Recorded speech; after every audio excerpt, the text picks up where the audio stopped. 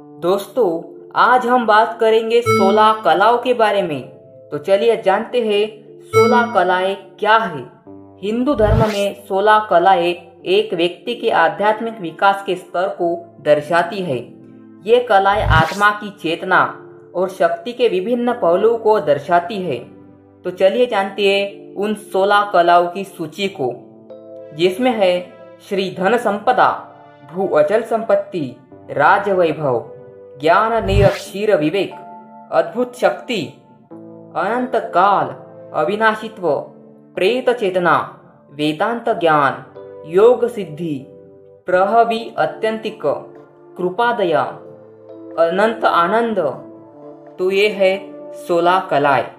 तो अब जानते हैं क्या हमारी आत्मा 16 कलाओं को प्राप्त कर सकती है?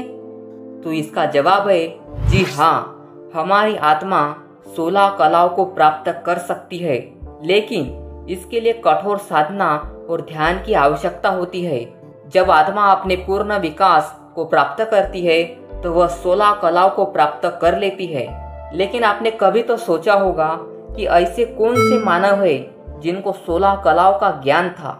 हिंदू धर्म में भगवान श्री कृष्ण को 16 कलाओं का पूर्ण ज्ञान था। वे सभी कलाओं में निपुण थे। भगवान श्री राम को भी 12 कलाओं का ज्ञान था। इसके अलावा कुछ अन्य महान संत और साधु भी थे जिन्हें 16 कलाओं का ज्ञान था।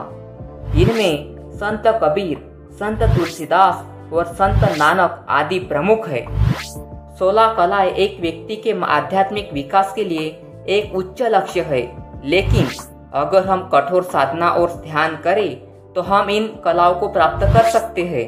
अगर आपको भी 16 कलाओं को प्राप्त करना है तो प्रत्येक दिन नियमित रूप से ध्यान करें, वेदों और उपनिषदों का अध्ययन करें, सत्य और अहिंसा का पालन करें, दूसरों की सेवा करें। इन बातों पर ध्यान देने से व्यक्ति की आत्मा का विकास होता है और वह 16 कलाओं को प्राप्त कर सकता है। दोस्तों, आपको बताई हुई जानकारी कैसी लगी कमेंट में जरूर बताना और ऐसी वीडियो के लिए इस चैनल को सब्सक्राइब जरूर करें।